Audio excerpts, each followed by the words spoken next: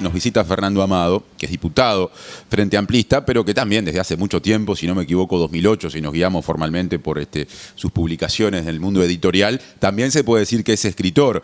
Y es el responsable, el escritor, de un libro que está en las librerías desde ayer, titulado Conspiración República, 200 años de la influencia masónica en Uruguay. Es decir, Amado vuelve sobre la masonería uruguaya, porque ya la ha abordado en libros anteriores. Veremos ahora con qué diferencial. ¿Cómo te va, Fernando? Bienvenido. ¿Qué tal? ¿Cómo andás? Encantado de estar por acá. Me parece que la primera pregunta queda planteada. Sí.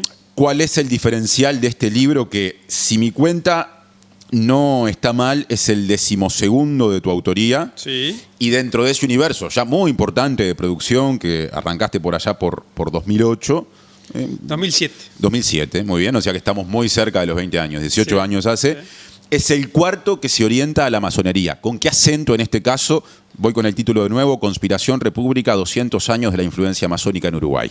Es un libro diferente a los anteriores en el sentido de el encare y el enfoque histórico. A mí lo que me pasó que desde el primer libro, en el 2007, que tenía que ver con la ampliación de mi tesis de grado, con la cual me había recibido licenciado en Ciencia Política, había advertido la influencia de la masonería en los ascensos a las cúpulas militares, en el ejército fundamentalmente, en el primer periodo de Tabaré Vázquez, ¿no? Y cómo había influido debido a la, digamos, difícil relación que tuvo el Frente Amplio históricamente con las Fuerzas Armadas, cómo Tabaré Vázquez había, bueno, apelado de alguna manera a ese plus de conocimiento al ser masón y al conocer a mucha gente dentro de la masonería, a la hora de depositar nada más y nada menos que la confianza en digamos, los más altos mandos militares,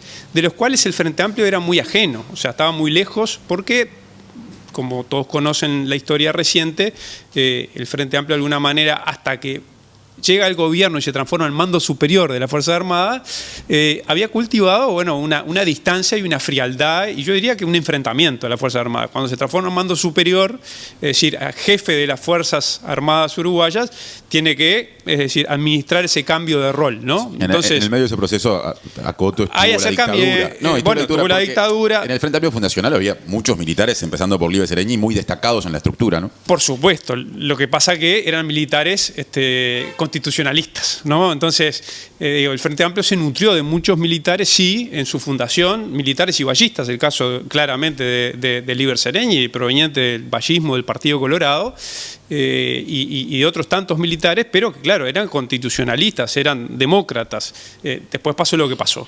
Y más allá de que, digamos, en el interregno de recuperación democrática, hasta que llega el primer gobierno del Frente Amplio en 2005, pudo haber, a través de las comisiones de defensa del Parlamento, de diputados, senadores, sobre todo algunas personas vinculadas al MPP, digamos, Eleuterio Fernández Huidobro, Rosadilla, que generaban ciertos acercamientos.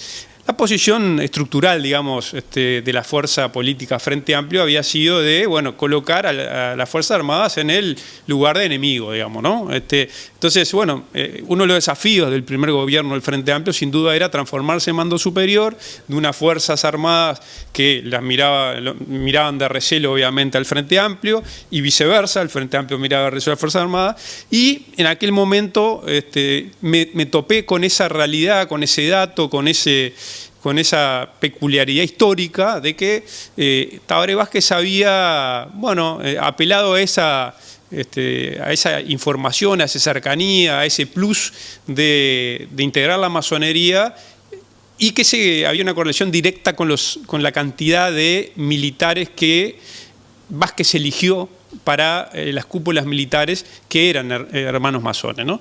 Entonces, desde el 2007, hablábamos, recién tú decías, estamos casi a 20 años, sí, 18 años, yo desde ese momento ya estaba entrándome en el mundo de entender el tema de la masonería, y todos estos años, por eso los volúmenes anteriores, y yo diría que es distinto a los anteriores, si bien comprende las últimas décadas. O sea, no es que tú lo decías al principio cuando adelantabas la entrevista. Es decir, llegamos hasta el día de hoy, o sea, son los 200 años, claro, ¿no?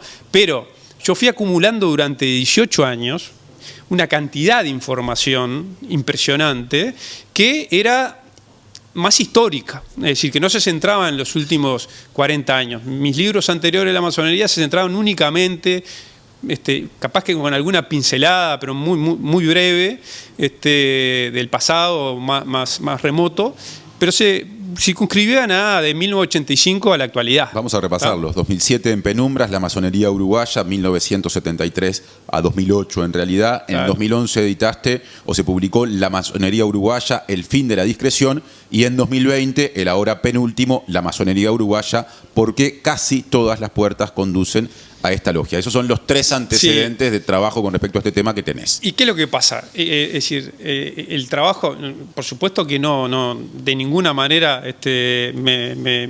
me autodefiniría, sería una falta de respeto como historiador, pero sí como investigador.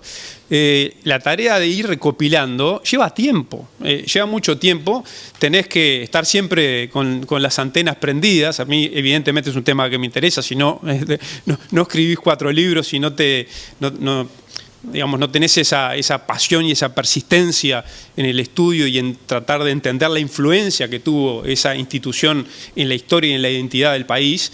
Y por tanto, lo que sucedió fue que, es decir, celebración del Bicentenario me parecía absolutamente necesario, y tenía la información, ¿no?, que había recopilado durante casi 2 décadas de documentos auténticos de la institución masónica, de relatos, de revistas de la institución masónica, de decretos internos, de una cantidad de cosas que me permitió reconstruir, digamos, distintos momentos de influencia y de presencia, y yo diría de protagonismo fundamental de la masonería en hitos de nuestro país que cambiaron el Uruguay para siempre. Ahí está, podríamos ponerle un punto a lo que sería el cierre de una primerísima definición del libro.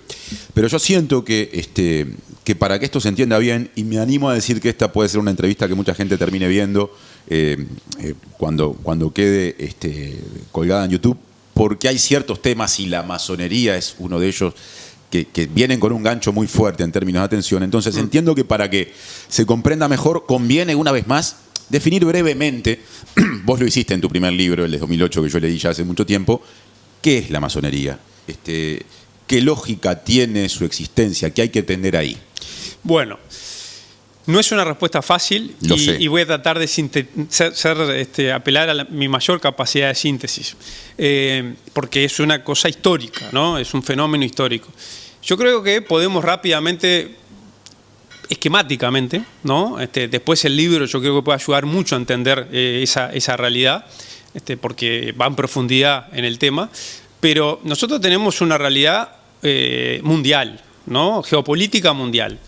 El mundo estaba gobernado notoriamente, estamos hablando de 1700, ¿no? Es decir, por monarquías y fundamentalmente por monarquías que tenían el peso de la Iglesia católica, apostólica romana dentro del gobierno. O sea, la Iglesia tenía digamos, una beta vinculado a lo que tenía que ver con lo espiritual, con la religión, pero tenía una beta política fundamental. Yo te diría que por momentos era más importante la beta política, ¿no?, de ordenamiento, de organización de la sociedad, de ordenamiento desde el punto de vista de las costumbres, de los valores, de lo moral, de una cantidad de cosas, que además se anexaba nada más y nada menos que a un poder monárquico, ¿no? Entonces, lo que sucede en el mundo, ¿verdad?, es que empiezan a aparecer con mucha fuerza las ideas de la Ilustración, o sea, las ideas de Rousseau, Montesquieu, Voltaire, las ideas, digamos, de la libertad, las ideas de un régimen de organización de la sociedad política diferente, ¿no?, en bases diferentes. La libertad para arrancar, que era casi que sinónimo de revolución absoluta, ¿no? Porque en definitiva las ciudadanías, que no lo eran lamentablemente, eran de sometimiento, ¿no? Al poder total de las monarquías, la Iglesia Católica, determinados dogmas, determinadas ideologías, etc.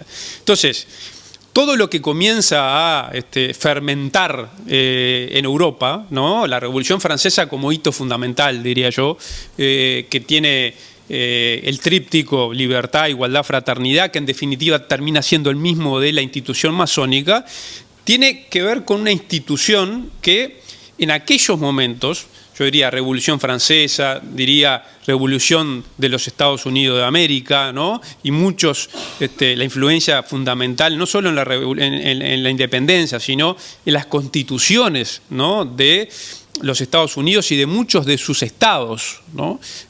Por otro lado, sin lugar a duda, el contagio también que se da desde la experiencia francesa a la americana y que, es decir, corre por las venas de Latinoamérica, ¿no? Entonces, y se van dando esos movimientos. Bueno, allí la masonería tiene una expresión, llamémosle, de cuerpo secreto, ¿no? Clandestino, de personas que hablan de todas estas ideas en esas logias, que existen, yo diría, también liturgias y saludos y símbolos y rituales y una cantidad de cosas que sirven para justamente mantenerse, digamos, dentro de esa discreción y reconocerse entre sí. Ahora, vamos a entendernos, o sea, si no lo hacían así, iban a la hoguera, es decir, iban presos, corrían el riesgo de que los metieran presos, que lo mataran, es decir, cosas que pasaron en aquel momento y que luego vuelven a pasar en el siglo XX con, obviamente, el resurgimiento del fascismo, el nazismo, que persigue a todo lo que es sinónimo de filosofías liberales, ¿no? Y que aspiran a repúblicas y democracia. Entonces, en aquel momento tenía un rol mucho más operativo, ¿no? No es la masonería que hoy vemos, digamos.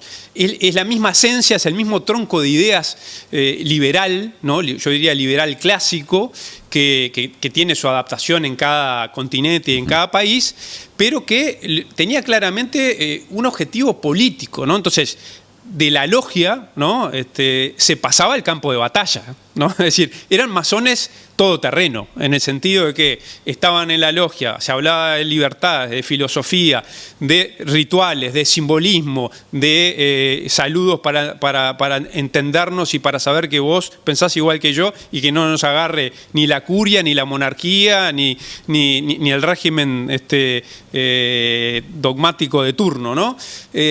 Pero al mismo tiempo las logias funcionaban para organizar las revoluciones, ¿no? Entonces, eso que pasó en la Revolución Francesa, que pasó en la Revolución Americana, pasó también en nuestras tierras. Bueno, ahora venimos al Uruguay entonces, definimos el objeto del libro, definimos en un sentido amplio masonería, y te quiero preguntar, porque accedí a una nota de búsqueda del periodista Nicolás Delgado que resume algunos de los contenidos principales del libro. ¿Cuáles son las primeras influencias masónicas? No puedo decir en el país, sino en el lugar en el que estamos ahora, donde ahora existe el Uruguay, antes de que el Uruguay existiera, en la época colonial. Porque vos eso en el libro lo señalás. Por supuesto, porque me parece absolutamente trascendente por eso, seguir todo este hilo para entender, de alguna manera, los trazos históricos.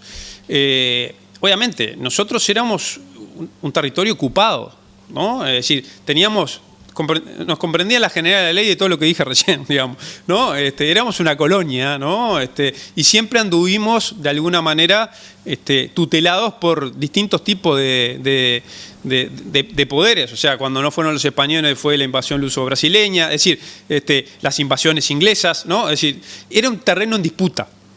Nuestro territorio un terreno en disputa. En ese marco, es cierto que así como venía el colonialismo, así como venían, es decir, quienes nos gobernaban en ese momento, también la Iglesia Católica, por supuesto, que tiene una presencia muy, muy prematura en nuestras tierras, también se empiezan a colar las ideas de la revolución. Es decir, se empiezan a colar de alguna manera obviamente la influencia de masones iniciados en Europa, iniciados en España, iniciados en Inglaterra, iniciados en distintos lugares de Europa que empiezan a estar en el territorio nuestro, ¿no? Y allí se da una realidad que es bien interesante, no lo profundizo porque sería larguísimo, pero sí dejo el titular, que es durante mucho tiempo lo que sucedió en el Uruguay fue una especie de guerra de guerrillas entre logias masónicas, ¿no? En esas épocas. ¿Por qué? Porque, por supuesto que no era guerra de guerrillas con armamento, ¿no? Sino que era a través de la conspiración, a través de, digamos, y las defino, o sea, eran, por un lado, las logias, que eran un poco un brazo, llamémosle, político, de esas monarquías, de esas, en el caso nuestro, bueno, virreinatos, etcétera, etcétera, de alguna manera con ese barniz más refinado de ideas, pero que en definitiva lo que trataba era de contener, ¿tá?, y hacer contrapeso a lo otro, que eran las logias masónicas revolucionarias, o sea, que estaban apuntando a todo lo que precisa, digamos, de acumulación, la fuerza para que el momento justo llegue para dar el golpe para un cambio de timón en lo que es el sistema político actual. En ese momento, es decir, era nada más y nada menos que conspirar en el sentido de organizarse clandestinamente en ideas, en propaganda, en prensa. La prensa ocupó un rol fundamental en aquel momento. Ya que llegaste a ese punto, Sí. ¿Hubo influencia masónica en el artiguismo? Bueno, es decir, es algo que dentro de la masonería permanentemente está presente, ¿no? Es decir, es algo que se reivindica, no solo que se reivindica, sino que se estudia, se profundiza, y que lo que está claro es que Artigas, sin lugar a dudas, no hay ningún tipo de prueba, ¿no?, documental que asegure que haya sido masón, que haya sido iniciado en la masonería. Está descartado, diría yo, ¿no? Pero, es decir, hay una categoría que utilizan muchas veces los integrantes de la masonería, que es el hermano sin mandil, el masón sin mandil. ¿Qué es el ¿no? mandil? El mandil es la prenda que utilizan los masones en ritual, ¿no? Que viene a ser como una especie, ¿no?, de delantal que emula, ¿no?, el delantal que utilizaban, obviamente, los obreros, porque de alguna manera masón viene de allí, digamos, de lo que eran los gremios de obreros, de constructores, los templos, ¿no?, y de ese trabajo, ¿no? Entonces, la masonería toma un giro simbólico, ¿no? Es decir, de aquella figura de los masones trabajando en la construcción de los templos y de los secretos de la arquitectura para trabajar y levantar esos templos impresionantes, y los secretos esos, que también tenían ciertos rituales en su momento, pasa a otra lógica de organización, de institución, que tiene que ver con las ideas y con la política. Pero el mandil, ¿no?, queda. Y el mandil queda como parte a utilizar solamente en el ritual. Y vos decís, ¿no?, que en ¿no?, la masonería uruguaya a Artigas se lo define como un hermano sin mandil. Sin duda, se lo definen sin lugar a duda institucionalmente como un hermano sin mandil. ¿Por qué? Porque el pensamiento artiguista, la síntesis del pensamiento artiguista, que no abreva solo en una fuente, como lo ha dicho más de una vez incluso la historiadora Ana Ribeiro, o sea, es una síntesis de distintas influencias. Bueno, tiene que ver con parte de lo que estaba pasando en la Revolución Francesa y lo que había pasado en la Revolución Francesa, pero es indudable la influencia en, por ejemplo, las instrucciones del año 13, ¿no?, las ideas de la Revolución Francesa, pero también y fundamentalmente las ideas de la gesta independentista de los Estados Unidos de América. Es absolutamente notoria. Y fundamentalmente, en el libro está en detalle, digamos, porque el libro trata no solo de, relatar esto como lo estoy relatando en esta entrevista, que tiene que tomar este cariz, sino también que sea documentado, ¿no? Es decir, y que haya, digamos, respaldo documental. El hilo masónico tiene que tener siempre, y lo tiene en el libro, un respaldo documental. Entonces, las instrucciones del año 13 uno las lee y ve claramente, es decir, la inspiración de la libertad civil, de la libertad religiosa, de una cantidad de situaciones del federalismo, de una cantidad de situaciones concretas que están casi que no digo copiadas porque no es la expresión, pero digo inspiradas en incluso constituciones o declaraciones de estados de Estados Unidos, declaraciones de derechos de Estados Unidos. Entonces, todo eso, la amistad también que hay con Sarmiento, es decir, masón él sí, es decir, y un Artigas rodeado también de masones, hace, digamos, entender o tratar de llegar a un puerto en el cual, por supuesto que, es decir, más allá de que haya sido iniciado o no, poco importa. A la masonería poco le importa si pasó por el ritual de iniciación. Lo que le importa es que haya llevado adelante el ideario masónico, que en aquel momento tenía todos estos puntos, incluso hasta, yo diría, una visión, la de Artigas, un siglo antes, adelantada de un concepto de laicidad. Bueno, yo quiero llegar al presente porque el libro tiene también muchísima información muy jugosa, significativa con respecto a la situación actual de la masonería en Uruguay, su influencia, sus vínculos con la política, pero me parece que es interesante ir haciendo un repaso cronológico, pasando por distintos hitos de la historia nacional o prenacional, podríamos decir, porque todavía no llegamos al Uruguay, aunque el libro habla de la etapa artiguista. También habla de la etapa de la Cruzada Libertadora, o sea, lo que conocemos como los 33 orientales. Allí también hubo influencia masónica. Por supuesto, indudable.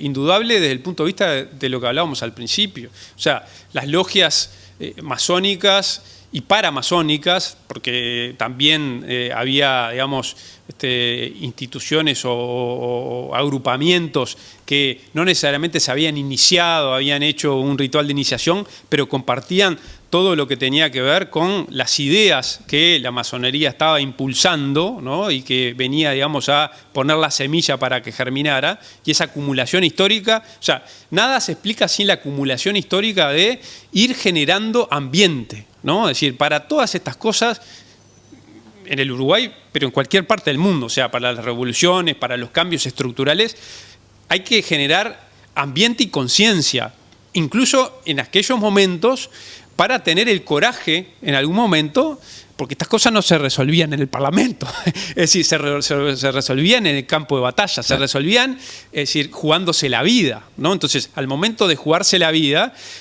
había que calibrar bien cuál era el momento, ¿no? Es decir, podía fallarse, porque esas cosas siempre están abiertas a la posibilidad de un error de cálculo, pero en el caso de la Cruzada Libertadora es indudable, digamos, la influencia y la presencia, sobre todo porque además en el libro está muy, muy clara, que fue lo que a mí me pareció más importante en honor a la verdad histórica, ¿no? Y a la verdad documental, a través de documentos, no solo de la masonería, internos, de los nombres. O sea, cuando tú te das cuenta que se repiten los nombres, ¿no? De una cantidad de hitos y momentos históricos, por eso todo lo que fue el momento artiguista, la gesta, digamos, de la banda oriental, distintos momentos de esa gesta, pero después también la continuación en lo que tiene que ver con la Cruzada Libertadora, muy importante. ¿Qué nombres se repiten?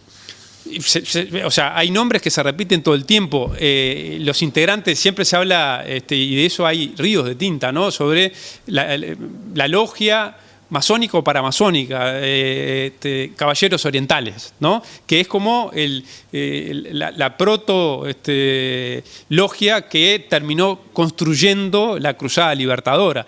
Es decir, todos esos nombres que están y digamos, desembarcan en la Plaza de la Gracia venían trabajando de antes en la concientización y la generación de ambiente. Y esos mismos se repiten después, ¿no? en la declaratoria de la independencia, o sea, en los campos de batallas, en la arena, pero después escribiendo códigos y escribiendo declaraciones. Y después se repiten, no solo en el 25, sino después en el 28. ¿No? Es decir, cuando se genera la Asamblea Constituyente preparando lo que iba a ser luego nada más y nada menos que nuestra primera Constitución, en donde también se repiten los nombres, ¿no? Entonces, se repiten nombres de masones absolutamente, y son muchos, y eso hace justamente yo diría, la relevancia de poner arriba de la mesa la influencia de la masonería, porque no es uno o dos, sino son muchos nombres que se repiten en todo ese trayecto. Yo diría que hay una influencia, no es solo obra de logias y de masones, pero sin lugar a dudas fue una fuerza potentísima desde el punto de vista ideológico, desde el punto de vista organizativo de todo ese proceso, porque de lo que se trataba era derribar, ¿no? Un régimen en los campos de batalla para después construir otro en base a la República y una Constitución. Ese Estado joven que era el Uruguay en ese momento, ya nacimiento del Estado uruguayo, ahí sí, etapa en la que el Uruguay existe tal cual lo conocemos, va superando lentamente la precariedad propia de los primeros tiempos, se moderniza, grosso modo, en los últimos 30 o 25 años del siglo XIX, y en paralelo con ese proceso, en realidad empieza antes, se habla de la secularización, que implica la separación de lo religioso de la vida pública, que tiene naturalmente también llegada al Estado, determinadas políticas que se aplican, y me da la impresión de que, bueno, de que eso nos lleva, como quien dice, a un fenómeno político con el que vos te identificás, que es el surgimiento del vallismo, ¿no? De Don Pepe, de José Valle y Ordóñez, a comienzos del siglo XX, con algunas reformas y leyes impulsadas y aprobadas que son identitarias, diría, como por ejemplo, pongo un par de ejemplos, en 1913 la ley que legalizó el divorcio por sola voluntad de la mujer, y en 1918 la separación de la Iglesia del Estado. En ese periodo, grosso modo, mitad del siglo XIX a comienzos del siglo XX, en algunos de estos hitos que yo mencioné, ¿qué influencia tuvo la masonería? Absolutamente brutal en el fin de la Guerra Grande.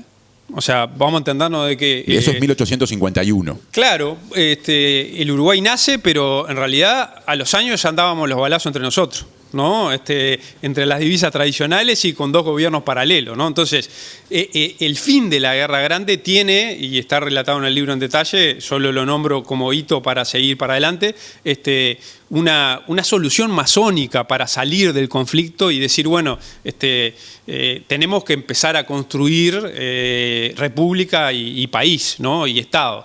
Está relatado en el libro.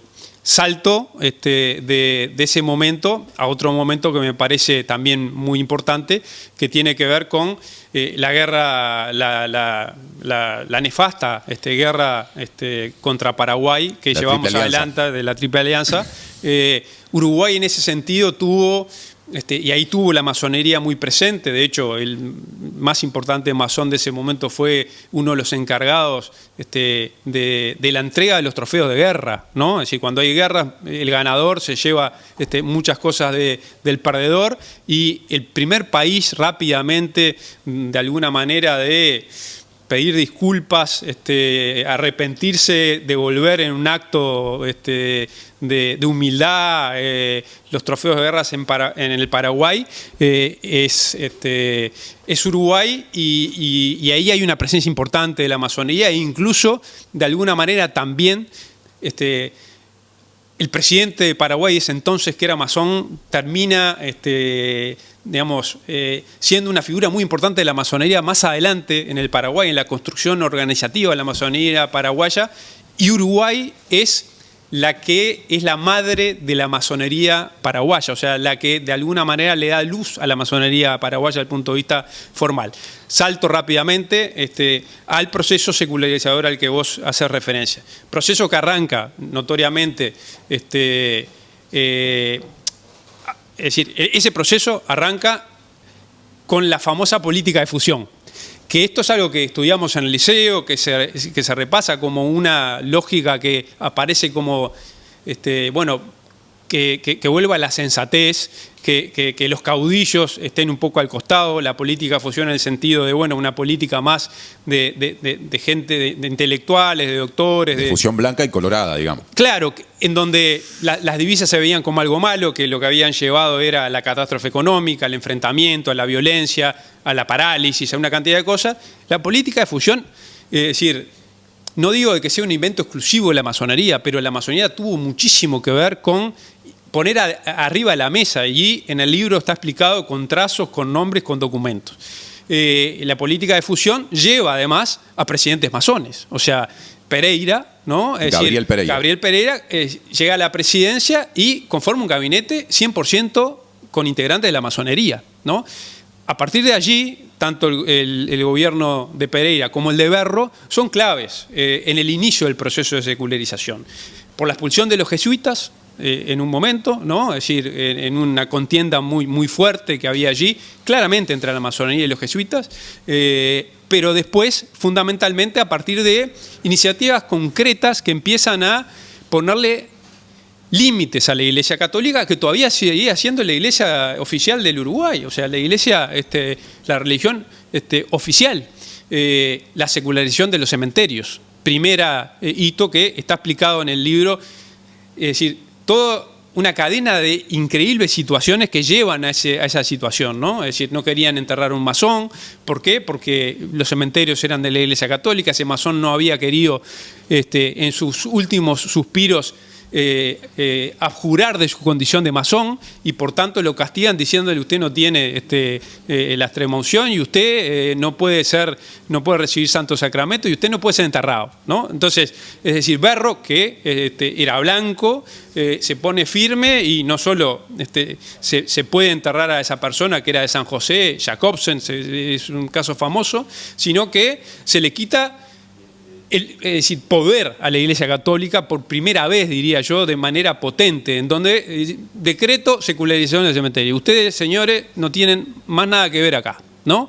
Allí empieza una cantidad de hitos laicos, ¿no? De ponerle coto a la influencia de la Iglesia Católica en el registro nacional. O sea, vamos a entenderlo, Martín. Tenemos 200 años de historia, pero durante casi 100, la mitad, la Iglesia Católica era el Estado. El Estado era la Iglesia Católica. Es decir, nacías en lugares de la Iglesia Católica, te registrabas en lugares de la Iglesia Católica, recibías ayuda de alimentos, de cuidados en la Iglesia Católica. La enseñanza te la daba la Iglesia Católica. Bueno, ahí, por ejemplo, en ese tiempo, en todo ese proceso, hay otro hito muy importante, que es la reforma educativa vareliana, fundamental, ¿no? Que le quita mucho peso a lo religioso, aunque no lo excluye, pero le quita mucho peso en la educación. Varela no pudo, claro, pero hizo todo lo que pudo. Ahora, por un tema de tiempo, yo quiero que entremos al siglo XX y que abordes el vínculo antes de venir al presente, entre el vallismo momento de don Pepe Valle, digamos, y la masonería. Es muy interesante porque yo me encontré ahí con cosas que a priori hubiera, con la guitarra, ¿no? Y con algunos conocimientos generales, pensado que era lineal, ¿no? Y no lo es, ¿no? Es decir, hay que entender claramente que, por supuesto que había una coincidencia total, y yo diría que es decir, una sociedad de ideas y de fuerza entre ese vallismo de principio del siglo XX, de Valle y Ordóñez. Valle y Ordóñez a veces lo quieren pintar como un viejo bueno, ¿no? Como un abuelo buenísimo. Era un tipo radical Valle y Ordóñez, ¿no? Era realmente radical, era un tipo anticlerical, o sea, nada más lejos de una cosa ecuménica y no, es decir, tremendamente anticlerical, anti-iglesia católica, ¿ah? Notoriamente, y lo que unió claramente al vallismo con la masonería en ese momento, a principios del siglo XX, es un sentimiento liberal anticlerical, ¿ah? Es decir, el liberalismo progresista es otra cosa, que puede ser lo que encarnó Pepe Valle desde el punto de vista de sus reformas sociales, ¿no? Y de sus reformas obreras y de sus reformas laborales. La masonería y el vallismo lo que sí confluyen es en esa corriente liberal de pensamiento que siente absolutamente necesario que el Estado sea laico, ¿no? Es decir, que el Estado no sostenga religión alguna. Y allí se genera un fenómeno muy importante, para mí absolutamente revelador, y que poco se conoce, que tiene que ver con, y que tiene que ver fundamentalmente con la masonería y con la influencia total de la masonería. Paradójicamente, la figura central de todo ese momento es Feliciano Viera, que es decir, la historia ha puesto de alguna manera enfrentado a Valle Ordóñez, el Alto de Viera, porque ese Alto de Viera en el aspecto del liberal progresismo, pero no del liberalismo anticlerical. O sea que la concepción anticlerical se mantiene. Por supuesto. De hecho, la masonería es la que en 1914, y en el libro van a encontrar las actas de la masonería, las resoluciones, es decir, todo, la logia Fénix en aquel momento, que era una logia dentro del Gran Oriente del Uruguay, que se llamaba así en aquel momento, toma una militancia laica muy fuerte, muy fuerte. De hecho, había comisiones pre-referéndum para generar la Asamblea Constituyente, porque lo que había que cambiar era la Constitución. Lo que había que cambiar era, de alguna manera, la Constitución para empezar desde allí, ¿no?, a construir otro tipo de organización del Estado, de la sociedad, desde un lugar laico, ¿no? Es decir, quitar finalmente y dividir finalmente, desmontar finalmente el peso de la Iglesia Católica en el gobierno. Y eso es una operación absolutamente masónica, ¿no? Nació adentro de los templos, o sea, nació adentro de las logias, nació adentro de la logia Fénix, que empieza a plantear insistentemente a sus hermanos y a sus distintas logias en aquel momento que la masonería debería, y está explicado en el libro, salir de los templos a militar esta causa que en definitiva era una de las causas trascendentales de la masonería. ¿Y eso desencadena la separación de la Iglesia del Estado? No solo hace de que esto encolumne a toda la masonería, cosa insólita, inédita y que seguramente nunca vuelva a suceder, porque en la masonería hay de todos los pelos y en aquel momento había blancos, colorados, es decir, de distintos socialistas, o sea, había de todo. Pero se encolumnan todos en decir, es fundamental que haya un presidente masón, ¿no? Por supuesto, no cualquiera. Había un hermano muy importante dentro de la masonería y también muy importante en la política, que era Feliciano Viera. Entonces, se encolumnan, hacen asambleas, votan adentro de las logias, se reúnen las logias de Montevideo, las del interior, y la masonería se encolumna oficialmente a apoyar la candidatura del hermano Viera. Y no solo eso, sino que en lo que llaman la política de la exteriorización, dicen, esto no puede ser acá dentro de nuestros templos, solo convenciéndonos entre nosotros y nuestros hermanos. Tenemos que poner toda la carne en el asador, hablando pronto y claro, no lo dicen así en aquella época ni en los documentos, y salen a militar a cara descubierta, los masones, la candidatura de Feliciano Viera. ¿Con el objetivo de cuál? El objetivo, primero, de el cambio de la Constitución, de finalmente instalar la Asamblea Constituyente que pariera la nueva Constitución en la cual el famoso artículo 5, ¿no?, que fue el artículo fundamental, dividiera a la Iglesia finalmente del Estado. Que no fue una cirugía fácil, porque todos estos décadas, casi un siglo de absoluta... por eso, el Estado tenía la Iglesia adentro, el gobierno tenía la Iglesia adentro, con sus valores, pero también con sus propiedades. Entonces, era decirle a la Iglesia Católica, bueno, a partir de ahora hay una nueva realidad en donde tú no estás y estás afuera, y además tenemos que ver qué vamos a hacer con todo lo que tú construiste con el erario público, ¿no? Es decir, toda esa red de instituciones, no solo las iglesias, etcétera, sino que todo lo que yo te decía que era el Estado, porque la Iglesia era el Estado. El Mides era el Estado, era la Iglesia. Es decir, para poner ejemplos medio para que se entienda, ¿no? O sea, el Mides, el Cotolengo. La cuestión de la caridad estaba muy todo, presente, ¿no? Es decir, la caridad, la educación, el registro, el control, morir, nacer. Entonces, la Constitución, en 1917, Asamblea Constituyente, presidente Feliciano Viera, masón, producto, además de la campaña de la masonería para que llegara a la presidencia. Presidente de la Alta Corte de Justicia, Julio Bastos, hermano masón, grado 33, muy importante. presidente del Poder Legislativo, Ricardo Areco, también masón, muy importante, también alta autoridad de la masonería de aquel momento, máxima autoridad de la masonería en aquellos momentos. Es decir, los tres poderes estaban en manos de hermanos masones. Al mismo tiempo, Vázquez Acevedo, Blanco, varias veces presidente del directorio del Partido Nacional, fue el presidente de la Asamblea Constituyente en 1917, hermano masón, por supuesto, pero además no hay que perder de vista que es reivindicado hasta el día de hoy. O sea, Rubén Correa Freitas, en Tenidas en la Gran Logia de la Masonería, está en el libro, resalta de manera muy importante el hecho de que fue nada más y nada menos que un hermano masón el que redactó el artículo 5, que termina justamente diciendo, por un lado, el Estado es laico, no sostiene religión alguna.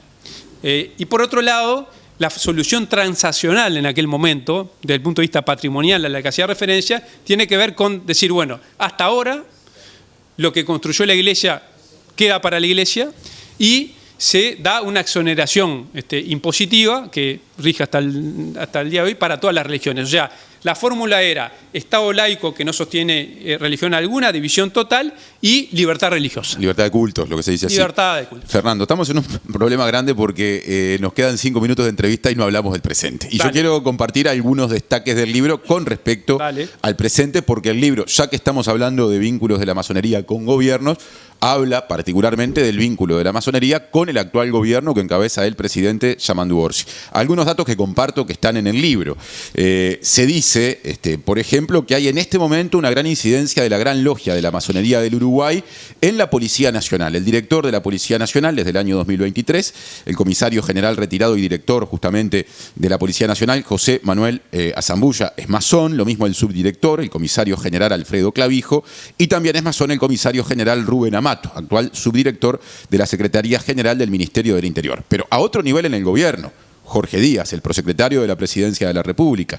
Daniel Leite, gerente, si no me equivoco, de la Secretaría Nacional del Deporte. Son dos ejemplos. En este esquema, digamos, ¿no?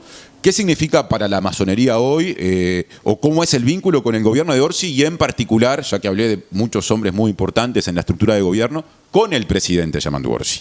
Yo te diría que desde el retorno de la democracia, ¿no? Es decir, la masonería ha estado presente a lo largo de todo el siglo XX, ¿no? Y principio del siglo XXI. No en vano, si nosotros pensamos en las últimas décadas, hemos tenido, digamos, 10 años liderando el país un presidente masón, Tabaré Vázquez, ¿no? Y ahora tenemos al presidente Yamandu Orsi que notoriamente, es decir, comulga, valga la palabra quizás no tan apropiada, pero con evidentemente los principios de libertad, igualdad, fraternidad, laicidad. Es decir, ha sido muy notorio que Yamandu Orsi tiene decir, una buena vinculación y digamos, hasta lo dijo en su discurso cuando ganó en la noche de noviembre en el balotaje, o sea, hizo referencia al tríptico de libertad, igualdad y fraternidad. ¿Se lo puede definir como un hermano sin mandil, como definen los masones uruguayos Muchos masones Artigas? lo definen así. ¿Lo definen así a Orsi? Muchos lo definen así y te diría que muchos que yo tuve la posibilidad de entrevistar en el marco de esta investigación, tratando de justamente yendo a lo actual y a lo contemporáneo, altas autoridades de la masonería, figuras importantes, grado 33 de la masonería, lo definen así. De hecho, por eso también está aquello de que muchas veces anduvo, digamos, la idea de, bueno, ¿por qué no ingresar a Yamandu Orsi? ¿Por qué no invitarlo? ¿Por qué no tratar de que Orsi esté en la institución? ¿Esa idea fue discutida en la masonería en este tiempo, hace poco? Porque, claro, porque muchos veían las coincidencias, veían que era un tipo idóneo, es decir, desde el punto de vista de esos principios, de ese aplomo que tiene para también enfrentar una cantidad de cosas. En fin, es decir, hay una cantidad de realidades. Como todo presidente postdictadura, es una persona que está bastante rodeado de integrantes de la masonería. Pero ¿por qué no da el paso él finalmente? ¿Por qué no se concretó esa incorporación, según lo que vos nos decís? No, primero que, es decir, para ingresar a la masonería te tiene que invitar la masonería. O sea, no es que uno dice quiero ingresar a la masonería. No lo invitaron, lo discutieron, pero no lo invitaron. Se discutió adentro, está en el libro en detalle. No querés revelar mucho. No, se discutió adentro y por distintas razones se entendió que era, a ver, lo de Artigas. ¿Qué necesidad de que ingrese a la institución, además alguien que ya está en un nivel tan alto, ¿no? Desde el punto de vista político y desde el punto de vista de la incidencia del país, cuando en realidad la gran victoria, digamos, de la masonería, que a veces le molesta a figuras claramente que piensan que hay una conspiración y que atenta contra todos los valores republicanos, democráticos, me refiero a figuras políticas que andan de moda ahora, ¿no? Que en definitiva no son otra cosa que también resortes o brotes locales de cosas que pasan en otros países. ¿A quién estás aludiendo ahí? Bueno, Salle claramente es... El diputado y líder de Identidad Soberana, Gustavo Salle. Salle, es decir, ve atrás de todo una conspiración y a la masonería le carga un grado absolutamente insólito de conspiración. Los masones conspiraron y conspiraron mucho durante toda la historia para lograr las cosas que se lograron macro. O sea, lo que estábamos hablando, lo que ocupó la mayor parte de esta entrevista. Hoy, es decir, muchas veces lo que le pasa a la masonería desde el punto de vista filosófico, institucional, ideológico, es que el Uruguay es una isla en el continente desde el punto de vista de haber logrado conquistar ese piso de máxima que tiene que ver con el sistema republicano, democrático, liberal, ¿no? Y la laicidad.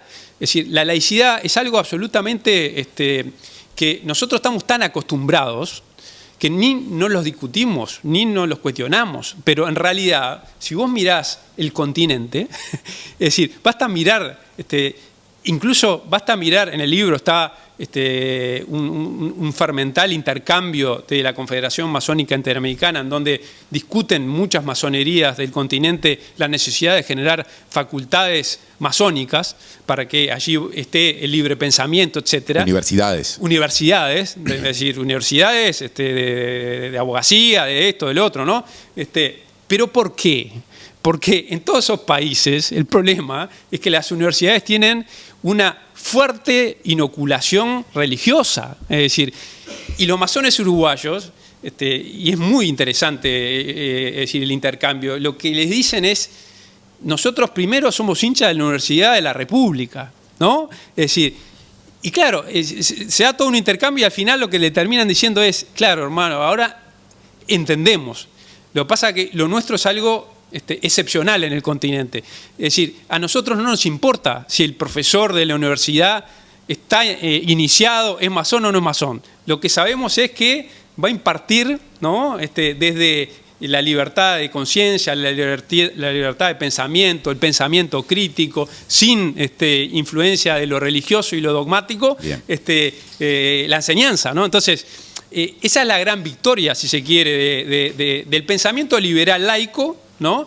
Que es un tronco muy importante del pensamiento masónico, ¿no? Fernando Amado, diputado del Frente Amplio, entrevistado hoy en carácter de escritor de Conspiración Republicana, autor de Conspiración Republicana, 200 años de la influencia masónica en Uruguay. Finalmente llegamos al presente y acá ponemos el punto. Muchas gracias por la visita. Muchas gracias a ti, un gustazo.